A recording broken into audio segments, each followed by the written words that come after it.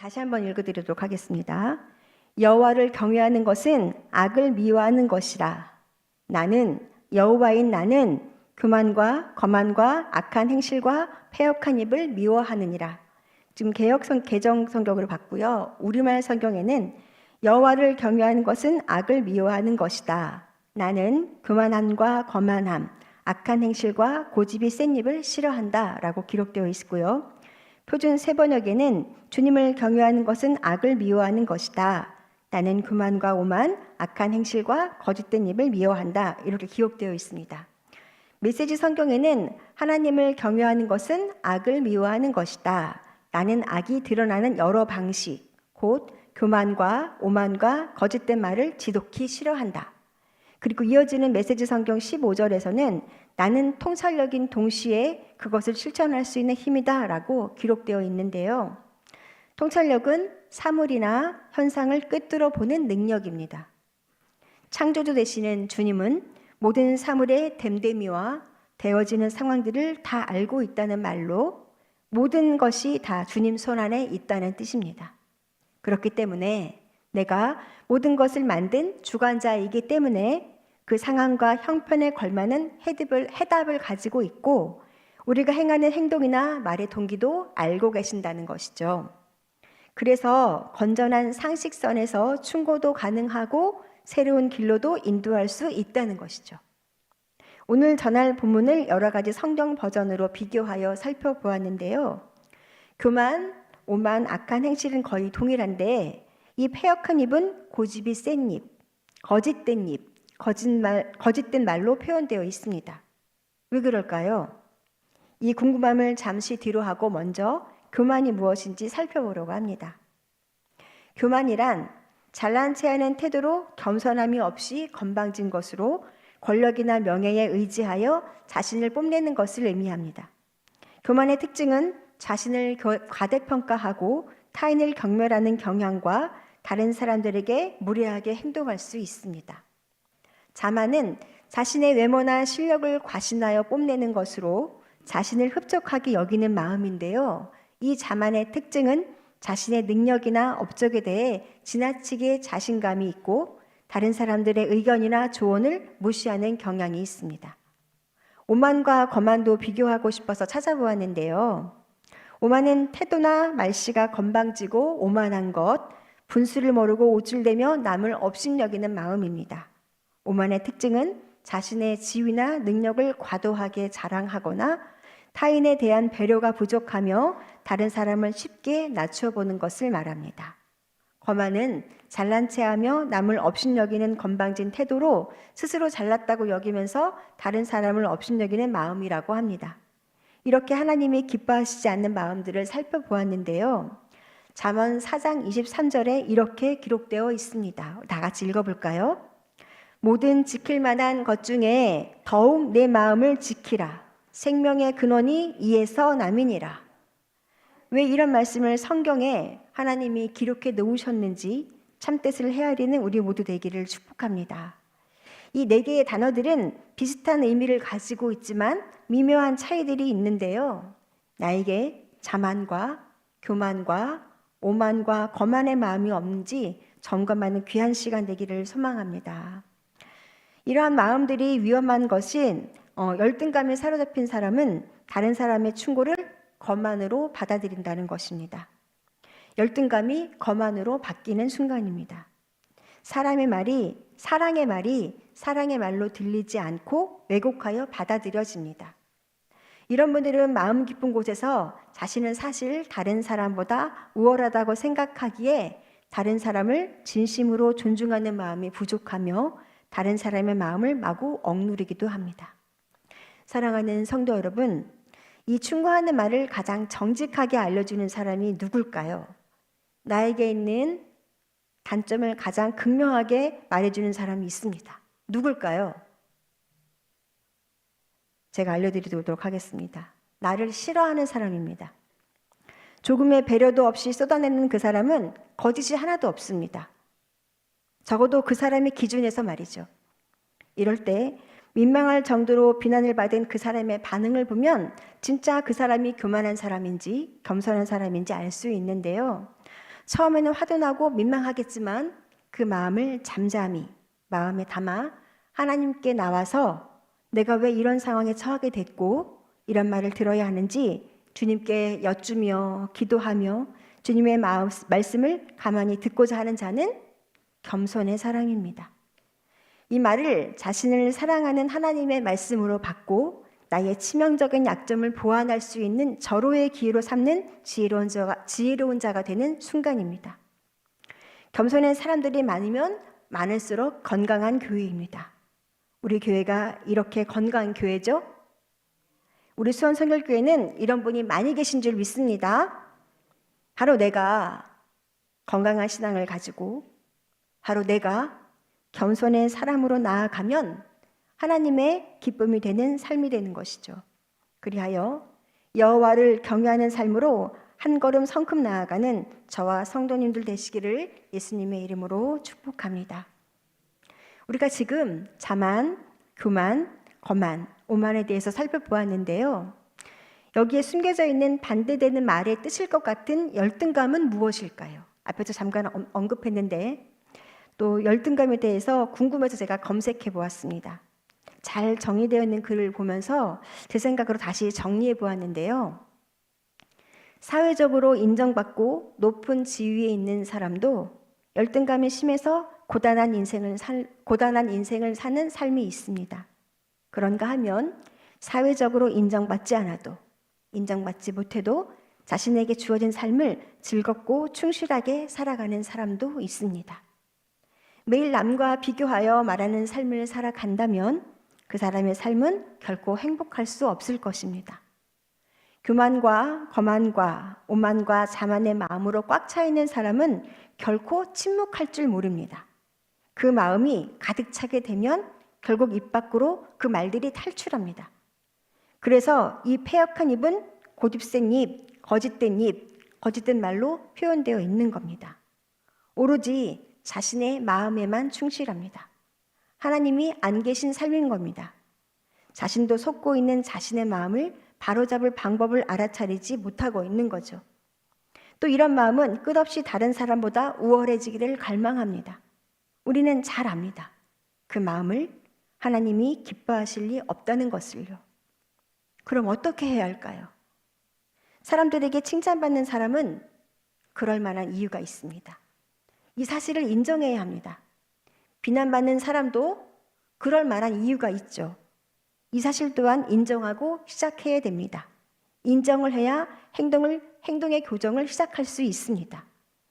우리 믿음의 사람들의 최선의 방법은 이 사실을 깨닫기 위해 기도하고 깨달았다면 날마다 새롭게 주님을 만나서 마음을 닦아내야 하는 것이죠. 그리고 자신의 행복을 다른 사람이 결정하게 두지 마세요. 자신의 행복은 다른 사람에 의해서 정해지는 것이 아닙니다. 나의 행복은 하나님에 의해서 결정되어집니다. 내가 지금 행복한 것 같지 않다면 나를 만들어내신 주님 손 안에서 행복을 찾아야 하는 것이죠. 우리는 이 시점에서 얼마나 깊이 하나님을 만나고 있는지 돌아보셔야 합니다. 자신을 평가하는 기준은 마땅히 하나님의 기준에 의해서 만족할 수 있는 것이어야 하거든요. 열등감이 심한 사람은 보통 다른 사람보다 훨씬 이기적으로 행동할 수 있는 위험성이 있는데요. 이들은 미움받는 것이 두렵습니다. 사실 우리 모두는 미움받는 것이 두렵습니다. 그래서 다른 사람들의 호감을 사려고 부단히도 노력합니다. 다른 사람을 진짜 사랑할 때도 있지만 그렇지 못하는 상황에서는 사랑하는 척합니다. 열등감이 심한 사람들은 훌륭한 행동을 할 수 있지만 따뜻한 행동은 결코 할 수 없습니다. 왜냐면요, 이 따뜻함은 그냥 느껴지는 것이지 인위적으로 만들 수도 강요할 수도 없는 것이기 때문입니다. 가르칠 수도 없고요, 배울 수도 없어요. 그냥 진심에서 나오는 마음이기 때문에 그렇습니다. 열등감은 자기 자신을 잃어버려서 행복해 보이는 척하는 삶을 살기 쉽죠. 하지만 그의 진짜 삶은 우울함으로 가득 채워진 상태입니다. 시기와 무임으로 가득 채워져서 자신의 상태를 모르는 거예요. 이런 사람들이 더욱 위험한 것은 교활한 사람을 만났을 때입니다. 교활한 사람들은 동물적인 감각으로 이 사람의 약점을 간파해서 자신의 말이 다 맞는 것처럼 믿게 만드는 재주가 있습니다. 교활하니까요. 열등감이 강한 사람은 자신을 힘들게 하는 갈등 상황에서 자신을 멸시하는 사람에게 한 번도 항의하지 못합니다. 마음으로는 상대방이 쏟아내는 나를 비난하는 말을 다 받아들이는 겁니다. 저 사람이 하는 말이 다 맞아. 하지만 이 순간에 우리는 이런 마음이 들 때 하나님, 저를 보배롭고 존귀하게 만드신 건 맞죠? 라고 한번 주님께 여쭈어 확인하시는 건 어떠실까요? 이것이 세상 사람과 믿음의 사람으로 구별되는 순간이 아닐까요? 열등감이 심한 사람은 자신의 마음과 생각을 사람에게 지배받고 있습니다. 이제 벗어나셔야 합니다. 우리는 지금을 하나님과 함께 살아가야 합니다.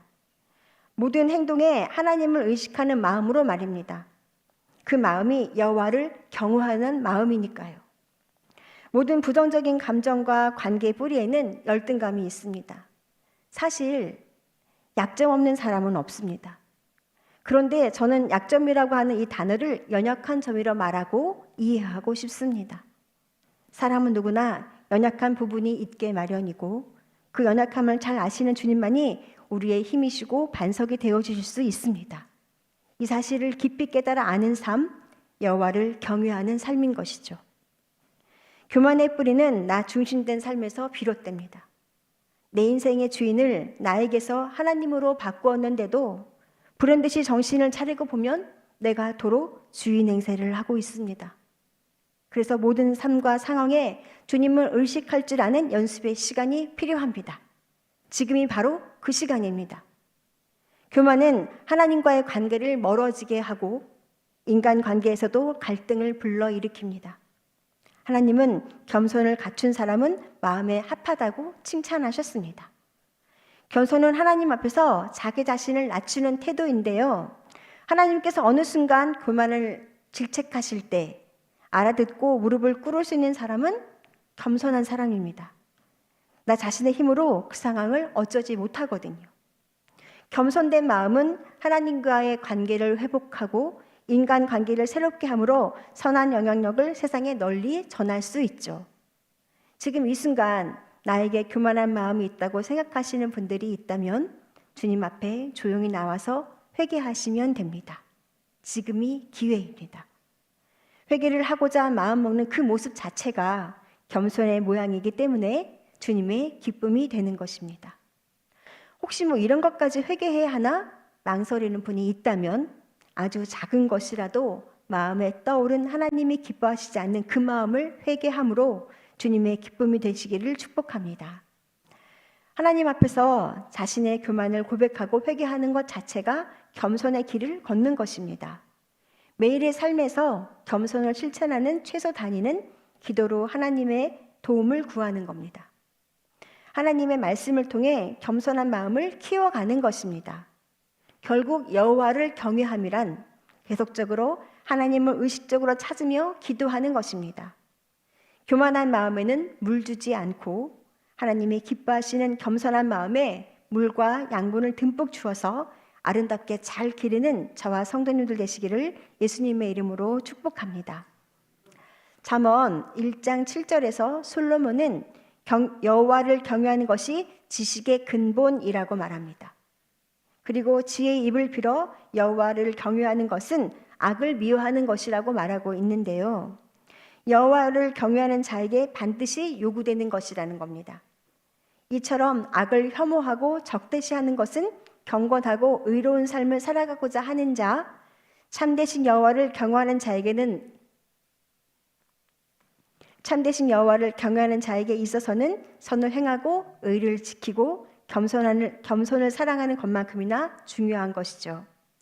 이 두 가지가 조화를 이룰 때 참된 지혜자, 참으로 여호와를 경외하는 자라 일컬음을 받을 수 있는 겁니다. 본문에서 다루고 있는 교만과 거만은 인간의 내면에 있는 죄입니다. 그 다음으로 나오는 악한 행실과 패역한 입은 행동을 통하여 밖으로 드러나는 죄를 가리킵니다. 하나님을 사랑한다는 것은 악을 미워하는 것입니다. 사람은 미워하면 안 되지만 악은 미워해도 된다. 미워해야 한다고 하나님이 말씀하고 계신 겁니다. 하나님의 뜻에 반대되는 그 어떤 것도 사랑하지 않을 것이라는 결단이 담겨 있는 것이죠.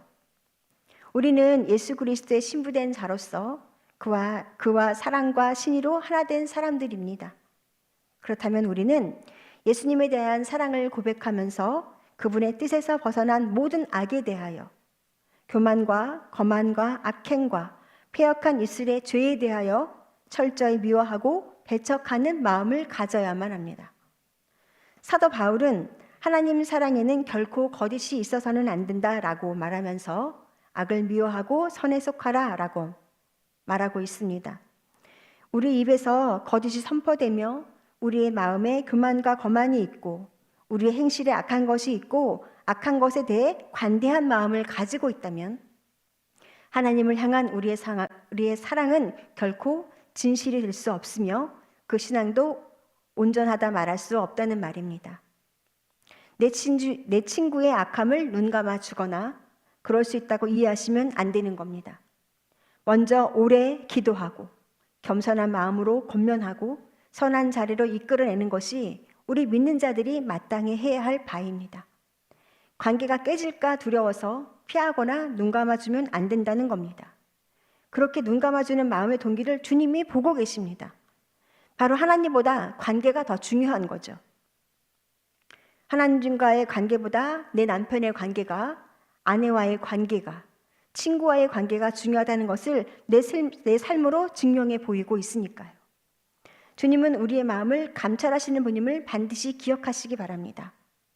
사랑하는 성도 여러분, 악을 미워하고 죄는 모양이라도 버리는 진지한 태도로 하나님을 향한 여러분의 사랑을 더 분명하게 드러내는 삶을 살아가시기를 축복합니다. 증명해내시는 우리가 되기를 소망합니다.